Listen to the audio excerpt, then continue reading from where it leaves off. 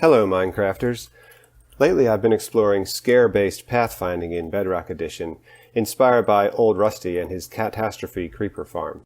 Scare pathfinding happens when one mob detects another type of mob that it is afraid of and it moves away in response.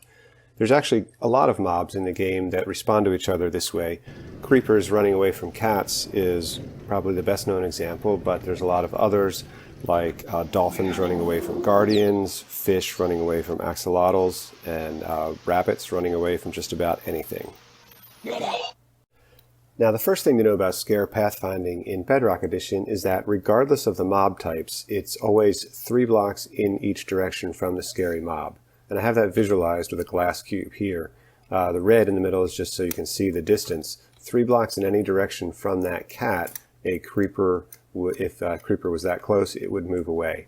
Now, there's a lot of mobs, including creepers and cats, where the distance is supposed to be longer. For example, evokers are supposed to try to stay at least 8 blocks away from players. But those distances don't work. They all are stuck at the default of 3 blocks because of a bug.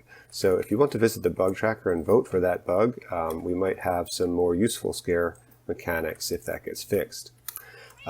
That being what it is, there's still a lot of interesting things you can do with scare pathfinding. That 3 blocks distance is actually based on the collision boxes of the mobs. So the width of the cat makes a difference to how far away the creeper is going to be scared of it. The scare range also requires line of sight. So, for example, if I've got glass blocks there, this creeper is not going to see the cat and it's not going to run away. The minecart doesn't matter, though. It sees through other entities. It's only blocks that would obstruct line of sight. But as soon as we remove those glass blocks, he's actually not close enough. Let me move this glass pane. I'll come back to that in a minute. So we'll nudge this cat a little bit closer, and now the creeper runs away because the edge of the cat's collision box got close enough to it. Now, since it is based on collision box, if you have a mob that is scared of more than one other mob type, that can make a difference in the distance that it will be scared from. So let's push this cat up against the glass pane again. You saw that the creeper here is not scared of the cat. However, ocelots are a little bit fatter than cats. So if I kill this ocelot or cat and put an ocelot in there, the creeper is now scared and runs away. So based on collision box and requires line of sight. Also, I didn't write this down on the sign, but the scaring check happens once every 5 ticks. So if you happen to have an ocelot or cat moving past a creeper, it would have to be within line of sight for at least 5 ticks in duration in order to guarantee that the creeper would see it. It checks once every 5 ticks. Now, the next thing to know about the scare pathfinding is that it targets a block between 4 and 15 blocks away. Again, this distance is supposed to be different for different mobs, but because of a bug, it's the same for every mob in the game. So these creepers saw the ocelot or the cat over here, and they moved all the way over here. They targeted a random block. Now, in this world, I have a behavior pack enabled that limits their pathfinding to only using the scare behavior. So they don't do any random pathfinding. So these guys won't move after they're scared. The other thing about the distance is that they do choose a target block when they're scared. They look for a target block this distance away, but they don't care if that target block is solid or transparent. In contrast to the random wandering that mobs do, where they will only target a full solid block, so they'll like always move from glass to a solid. When they're scared, it doesn't matter what the block's material is. As long as it has a top surface collision, they will move to it. And you see these guys targeted the glass. This guy targeted that smooth stone there. Now, the next thing to know about the scared pathfinding is that the scared mob is going to try to get as close to the targeted block as it can. You can see this creeper here, he's scared of this cat. He's trying to get farther away from it. He's seeing these blocks over here and targeting them, and he's moving to try to get closer to the block that he targets. Each time he moves and stops, he's getting scared. He's getting re-scared because he can't ever get out of this cat's range. If I place a block here, then he'll get some relief when he gets to his destination. Now, I said that the scared mob looks for a block that is farther away from the scary mob than where it is standing. And I've made another platform up here to visualize that. So on this platform, we've got a creeper spawning once every 10 seconds. It gets scared of the cat and it targets one of these gold blocks. I've actually created this by setting gold blocks under every place that creepers randomly move when they're scared.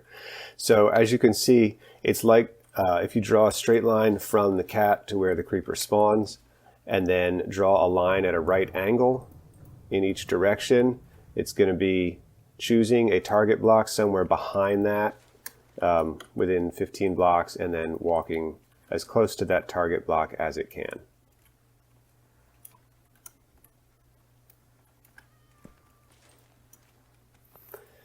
Now, that actually allows us to do some pathfinding manipulation with scary mobs.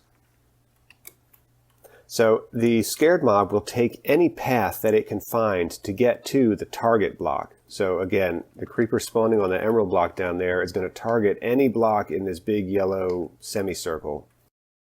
But if it can't walk straight to it, it will walk in circles or whatever convoluted path to it, and it'll walk in the opposite direction. So if I spawn a creeper here, it's only going to look at blocks over here, which means it's going to detect one of these, probably one of these, and it'll walk all the way around the cat to get to it.